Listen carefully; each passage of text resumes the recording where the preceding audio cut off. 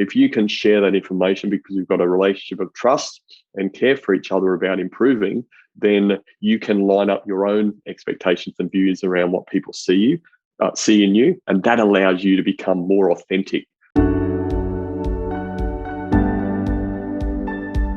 Hi everyone, my name's Sonia Kavanagh and welcome to the Insights for Positive Change series, where I speak to experts in the counselling and coaching world with the aim to help you in your personal growth or personal healing journey.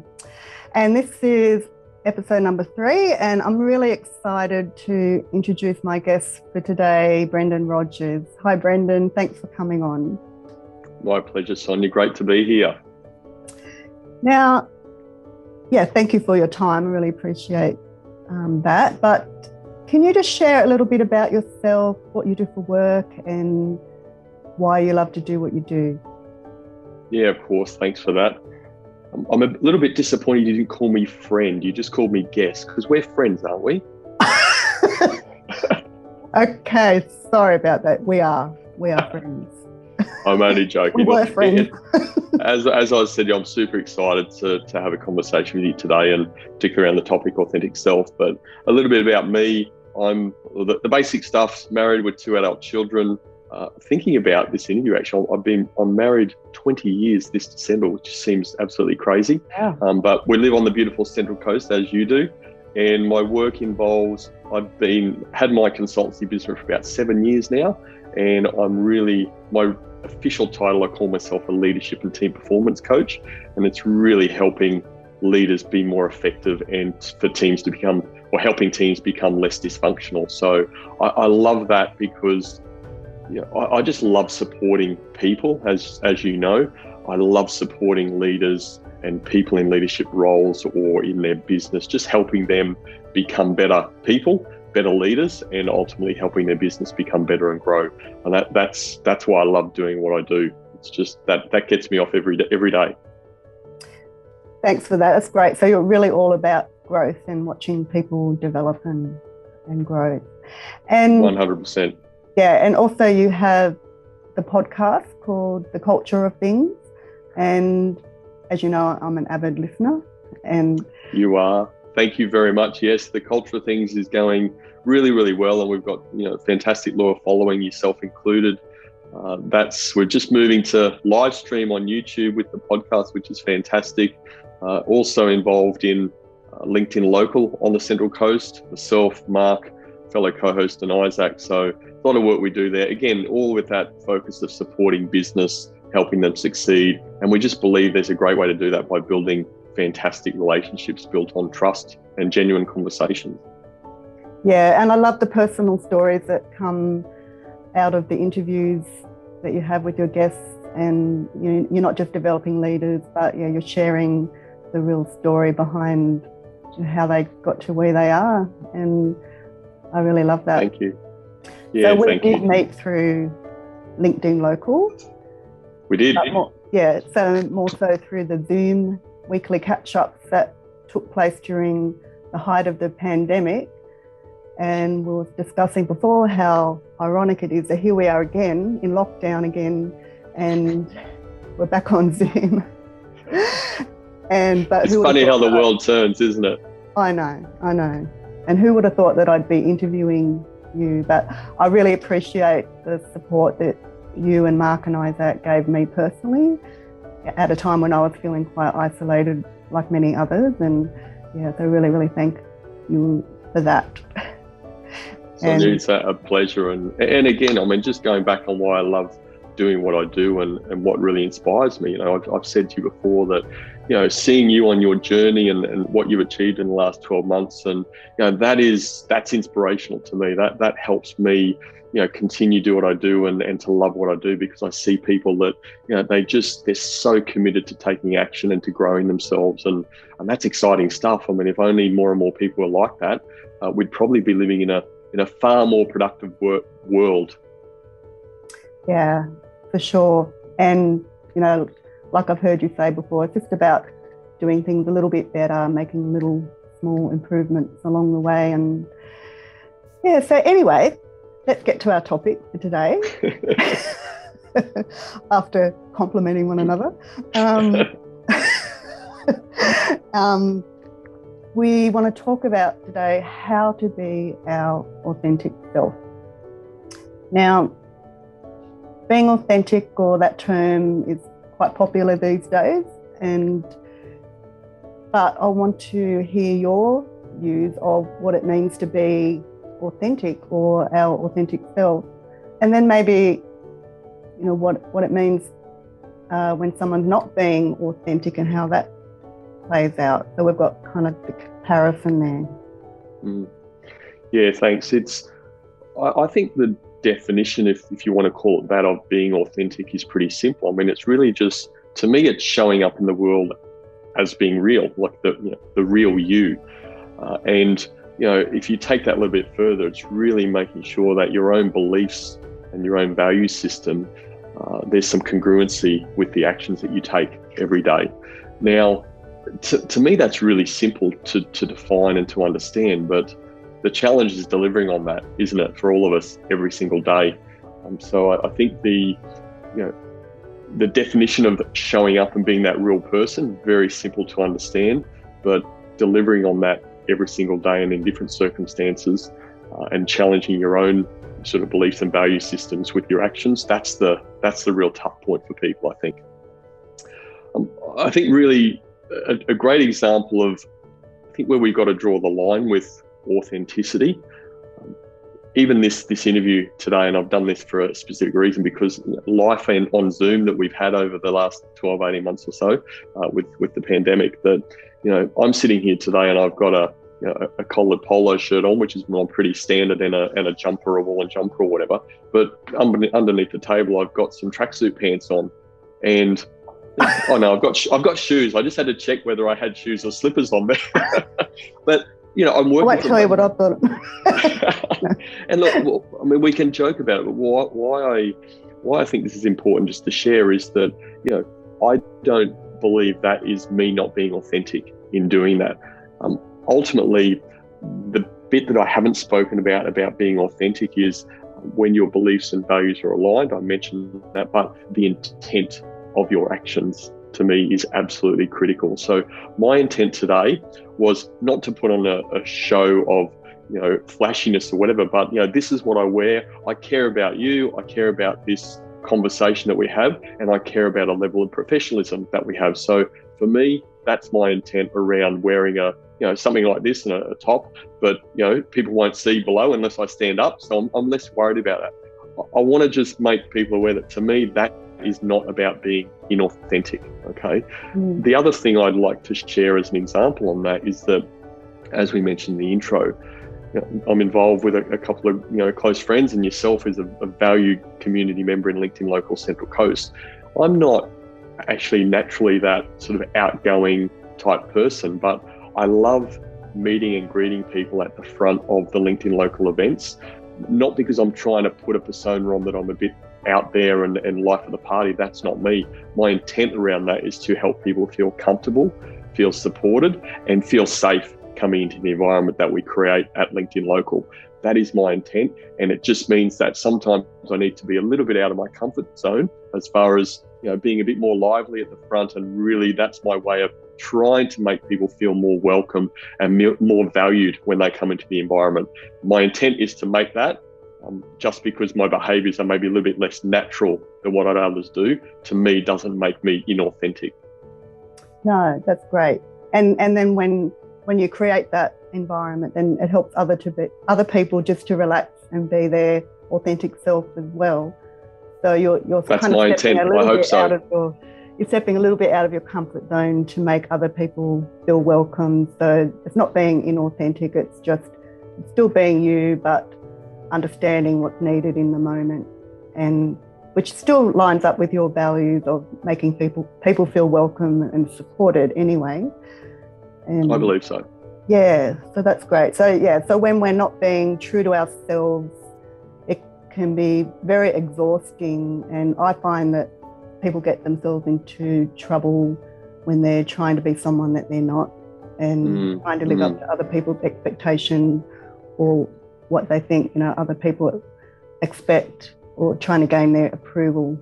even. So it's coming back to our own values and matching our behaviours up and with those. So absolutely. And it can be draining, Sonia, and I know it's something we've talked about before, but people being inauthentic, that can be draining. Now, that sort of real self and your belief system, you can put a persona on for a period of time, but eventually it doesn't work. Eventually though, people are going to see through that. And I believe that as human beings, we're all intuitive. Sometimes we can have people that are more intuitive than others, but there's always a feeling that we get, I think, when we first meet someone, or if we have various interactions with people. And sometimes it's just that, Brendan something doesn't feel right about Brendan to me. I'm not sure what it is. You can't always put your finger on it, but there's that intuitiveness around people being authentic or not being authentic. And it just comes as that phrase, I think, gut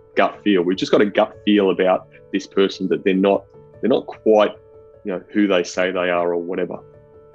Yeah. So what you're saying is authenticity builds trust in other people. Well put. Absolutely. Both ways, yeah. So can you suggest, anything that someone might be able to do to move towards being their more authentic self? Yeah, absolutely. For me, I'm not going to fill the world with, unbelievable things that, wow, I've not heard this before. To me, it's really, really simple.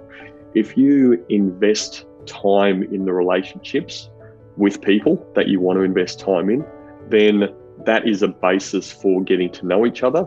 That is the base, and you have genuine intent and care for those people, then you will start to be more authentic in your relationship. Okay, it's not to say that you were inauthentic at the start, but there's also an element of reading people and getting to know each other through investing time in relationships. If you do that, then that will help grow the trust with each other, and it will allow you to have the genuine conversations that allow for authenticity to flourish, because the next phase of that is really having those genuine conversations. Investing time in relationships allows for self-awareness to grow. How do we do that? Well, to me, that's the trick of asking people, seeking feedback. Sonia, we've known each other a while. What do you think are my strengths? What do you see that I excel at? And conversely, what do you see that maybe I don't excel at, or that sometimes I come across a certain way? Like, tell me that. If you can share that information, because you've got a relationship of trust and care for each other about improving, then you can line up your own expectations and views around what people see in you, and that allows you to become more authentic. So that self-awareness piece is really, really important. But there's two sides of self-awareness. As I said, me being self-aware about who I am, but the world might be seeing me as a completely different person. If I don't ask the question, know that, then how can I start to align myself to get true self-awareness and to become truly authentic? Yeah, that's awesome. And even today I was reading a quote from Brene Brown, and she was saying, to be really seen is where we're, most authentic. So it is within the relationship that we can allow ourselves to be really seen, and like you say, to be able to open up to others and for other people to have input into our lives as well. Thanks for that. So she knows a thing or two, Brene Brown, I think. Just a little bit. Now, can you share a personal experience where perhaps you weren't being your authentic self, and then maybe how you got back on track with that? Yeah, I can. And look, I don't want to create excuses for this example, but I think it's important around context. And looking at probably going back to my corporate days, again, I didn't say in the intro, but I spent over 20 years in the shipping industry. Really sexy industry, that people race out of school to go into shipping. But I love the industry. It was fantastic. But the last three and a half years of my journey in the corporate world, I wasn't being my authentic self. There was a situation that had occurred, and I was reporting to a leader at the time that I held in high regard, but I saw that person make some decisions that really contradicted my own value system around people. And that changed my view of that person immensely. And it changed my view of the company that I was in, because I think unfortunately what happens is as you move up the chain in organisations, and I was in a fairly senior role, so I was dealing with some senior people, that you sometimes deal with inauthenticity a bit more than what you would like to. This person, I saw that, and because I held them in high regard, it was really like a massive slap in the face, a punch in the face for me. And when I saw this, and some of that behaviour impacted me, which really, really hurt me. And what I did was I needed to process that. It took me some time, but I actually decided that the corporate world wasn't for me any longer, and I set myself on a path to get out. But where I was being inauthentic, that my path was, how could I take, for want of a better word, from the organisation to set myself up for my consultancy business. So, training that I did and the job that I was doing, creating things in the organisation, I was always doing that within the mind of, this will be fantastic for my consultancy business moving forward. Unfortunately, through my career, I'd had to make roles redundant, and that obviously meant people losing their roles from time to time and stuff like that. So I knew how the game worked as far as redundancies, and I was doing a role from Sydney, but our head office was in Singapore. So I knew at some point in time, they knew that they could get somebody to do the job that I was doing for a lot cheaper money in Singapore than me doing it in Sydney. So I guess you could say I set myself up in a way where I was always had an eye on the prize as far as going into my consultancy. I had my family, young family, so I was the breadwinner, and my ideal goal was to push the barrel, I suppose you could say, in a way that I would get a redundancy. That was my ideal scenario. So let's just say I wasn't the best employee. From working hard, I worked hard. I always had the best intent with the people and the teams and the projects I was leading. But from a relationship with the company perspective, I wasn't being authentic to myself, because I really used to like the company, enjoy it. But I started to think, I'm gonna take. I'm a giver. I wanted to take from this company to set myself up. So that was a 3-year game that I played to some extent, and thankfully I got the ultimate outcome. And when that happened and my role was made redundant and moved to Singapore, I said to my boss, who was a different person that I was actually reporting to, a different CFO at the time, I just thanked her. I said, thank you. And initially I thought it was just great, my game, like I've won, but actually it was relief. Like I didn't have to be this person that I didn't want to be. I could be more authentic. I could move into my consultancy business, which I did, and I'm really proud of what I'm doing there. And I could be my authentic self, and I could help leaders and people in teams be their authentic self. So, that was a big, tough 3 years, and it was draining. I have to say, going back to your point before, that being a different person and not showing up truly as an authentic person, doing it for some and the people you cared about you're working with and the teams, but from a company relationship perspective for me, it just, I needed to move on. Our value systems became very much misaligned. So that's where I felt I was not being very authentic at all. The outcome was great and it allowed me to be more authentic, but the journey was a bit of a challenge for me. Yeah. Well, thanks for sharing that. Pleasure. A classic example of where you can find yourself in a situation where you're not being true to yourself, and at the end of the day, sometimes you have to make that decision to move on and be your true self, and look at all the people that you're helping now. So that's wonderful. And I think if I can make all the excuses under the sun as far as financial and stuff like that, and I'm not a massive risk taker myself, certainly from a financial perspective, but if I was honestly my true authentic self at that time, I would have resigned 3 years earlier. But again, without making excuses, that timing wasn't right, and it would have been a big risk on my family. So, you can argue the toss, but as far as this concept and being authentic, I wasn't being authentic. Yeah, but that's what happens, isn't it? It's like a learning journey on the way to way back to being our true authentic self. Very much. And nothing's ever wasted. Definitely not. Definitely not. It was a great learning experience. Yeah, for sure. Well, that finishes our chat for today. So thank you so much for coming on Insights for Positive Change. Pleasure, Sonia. Thank you for having me.